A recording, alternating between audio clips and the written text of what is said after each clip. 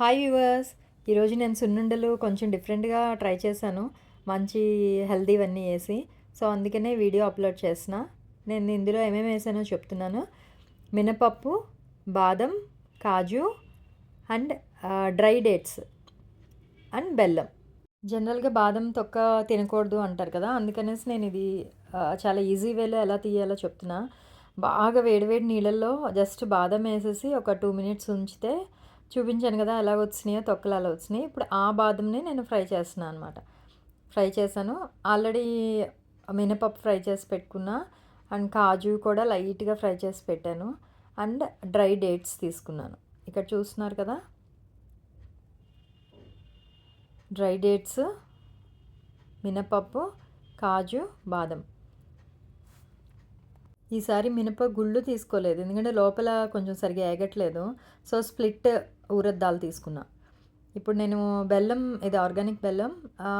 ఇదేంటంటే పౌడర్డ్ బెల్లం కూడా దొరుకుతుంది, కానీ అది అంత టేస్ట్గా ఉండట్లేదు. సో నేను ఇదేంటంటే ఇది ఈజీగా అవ్వడానికి పీలర్తోని మనం ఇలా తీసుకుంటే వచ్చేస్తుంది అనమాట.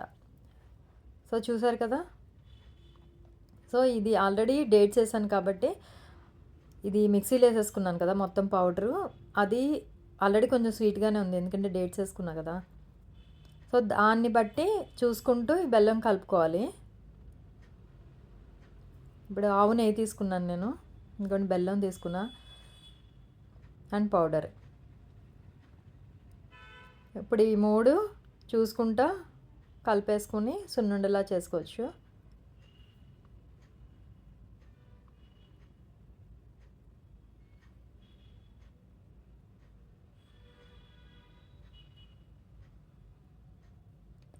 వింటర్ కదా, కొంచెం నెయ్యి ఆరిపోతూ ఉంటుంది. ఆ వేడిగా ఉన్నప్పుడే కొంచెం నేను చుట్టేస్తున్నాను సున్నుండలు.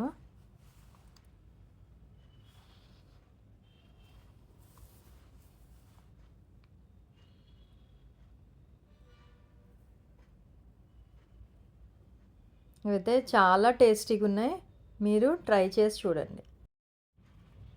Thank you for watching my video.